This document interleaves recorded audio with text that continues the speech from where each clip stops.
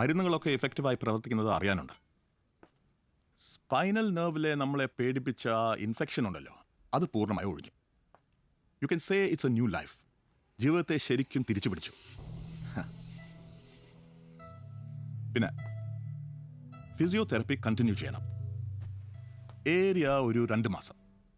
എണീറ്റ് നടക്കും താൻ പഴയതുപോലെ. എന്നിട്ട് വീണ്ടും പറക്കാം, just like your favourite Schumacher. മനസ്സിന് ധൈര്യവും ആത്മവിശ്വാസവും കൊടുക്കണം. നല്ല സ്നേഹവും സമാധാനവും. അതൊക്കെ ഹരിയുടെ കോൺഫിഡൻസ് കൂട്ടും. സി, മരുന്നുകളെ പോലെ അതിനും പ്രാധാന്യമുണ്ട്. ഓക്കെ?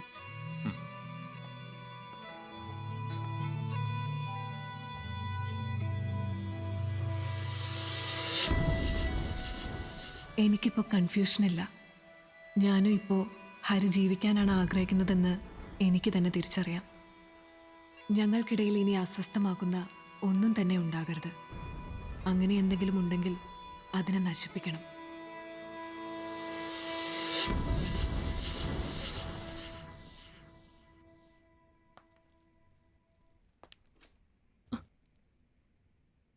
ഭ്രൂണത്തിന്റെ വളർച്ച ശരിയായ രീതിയിലല്ല എങ്കിൽ, അല്ലെങ്കിൽ മാരകമായിട്ടുള്ള എന്തെങ്കിലും അസുഖം ഗർഭം ധരിച്ച മാതാവിനുണ്ടെങ്കിൽ, ഇത് രണ്ടും അല്ലെങ്കിൽ ഗർഭധാരണത്തിന് കാരണം ഒരു റേപ്പാണെങ്കിൽ ഗർഭം അലസിപ്പിക്കാൻ നമ്മുടെ നാട്ടിൽ വ്യവസ്ഥയുണ്ട്.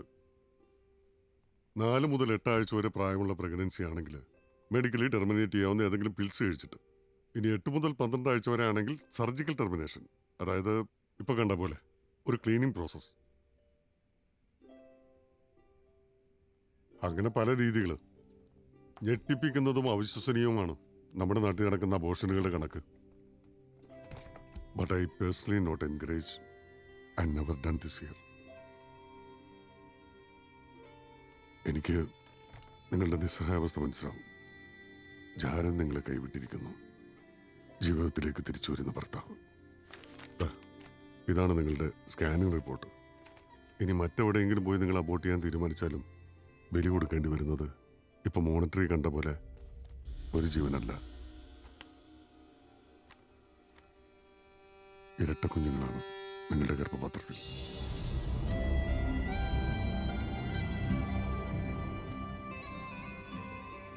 നിങ്ങളുടെ പ്രശ്നങ്ങൾ എന്തു തന്നെയായാലും, നിങ്ങൾ ഫേസ് ചെയ്യേണ്ടി വരുന്ന കാര്യങ്ങൾ എത്ര രൂക്ഷമായാലും 2 ജീവനുകളെയാണ് നിങ്ങളുടെ ഉദരത്തിൽ നിന്ന് ചുരണ്ടിക്കളയാൻ നിങ്ങൾ ആഗ്രഹിച്ചത്.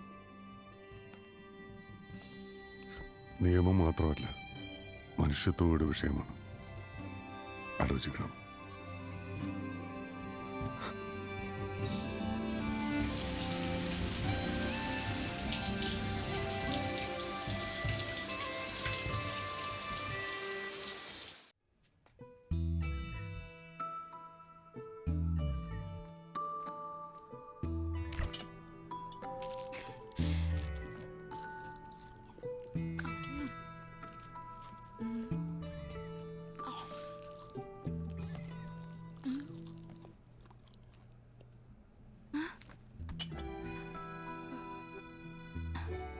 എന്താ മോളെ ഇത്? ഡോക്ടർ പറഞ്ഞേക്ക് മറന്നോ? ഇതൊക്കെ മോളുടെ ശരീരത്തിന് കേടാന്ന്. ഇപ്പൊ ശ്രദ്ധിക്കേണ്ട സമയല്ലേ?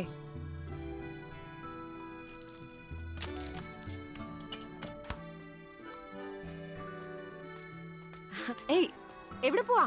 ഈ മരുന്ന് കഴിക്ക്. അയ്യോ, എനിക്കൊന്നും വേണ്ട. അതങ്ങോട്ട് കഴിക്കുമ്പോ എന്തൊരു ചവർപ്പാണെന്നറിയോ? അയ്യോ, അങ്ങനെ പറയല്ലേ മോളെ. അനുസരിക്ക്. ഒന്നുമില്ലെങ്കിലും ഞാൻ മോളുടെ അമ്മയെ പോലെയല്ലേ? അമ്മയെ പോലെയല്ലേ? അമ്മയൊന്നല്ലല്ലോ. പിന്നെ എന്റെ അമ്മ എന്നോട് ഇങ്ങനെ സ്നേഹമൊന്നും കാണിച്ചിട്ടില്ല. അതുകൊണ്ട് ആന്റിയും കൂടുതൽ സ്നേഹമൊന്നും കാണിക്കണ്ട. ഈ കുട്ടിയുടെ ഒരു കാര്യം ഇങ്ങനെ വാശി പിടിക്കാൻ പാടുണ്ടോ മോളെ? നല്ല കുട്ടിയായിട്ട് ഈ മരുന്ന് കഴിച്ചേ. ഡോക്ടറുകൾ പറഞ്ഞത് ഓർമ്മയുണ്ടല്ലോ. ആ ആ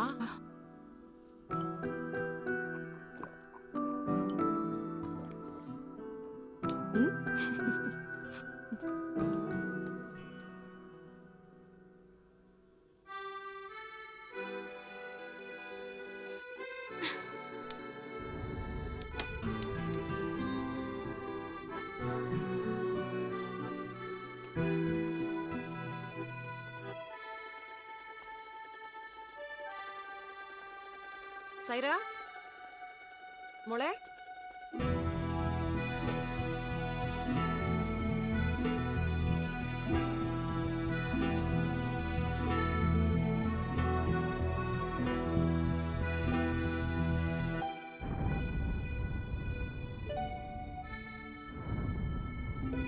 സൈറ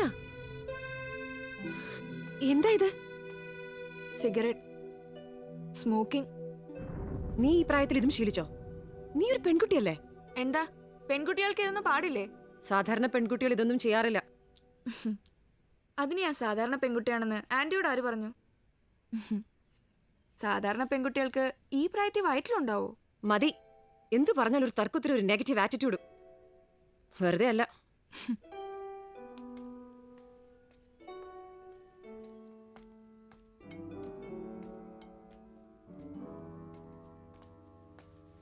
സൈറ, നിന്റെ ശരീരത്തിന് എത്ര ദോഷാണെന്നറിയോ നീ ചെയ്യുന്ന കാര്യങ്ങളൊക്കെ? നിന്റെ വയറ്റിൽ വളരുന്ന കുഞ്ഞിനെ അതൊക്കെ എഫക്റ്റ് ചെയ്യാ. നീ തിന്നുന്നത് ആ കുഞ്ഞിന്റെ ഭക്ഷണം. നീ ചിന്തിക്കുന്നതിന്റെയും പ്രവർത്തിക്കുന്നതിന്റെയും റിസൾട്ട് ആയിരിക്കും ആ കുഞ്ഞിന്റെ സ്വഭാവം.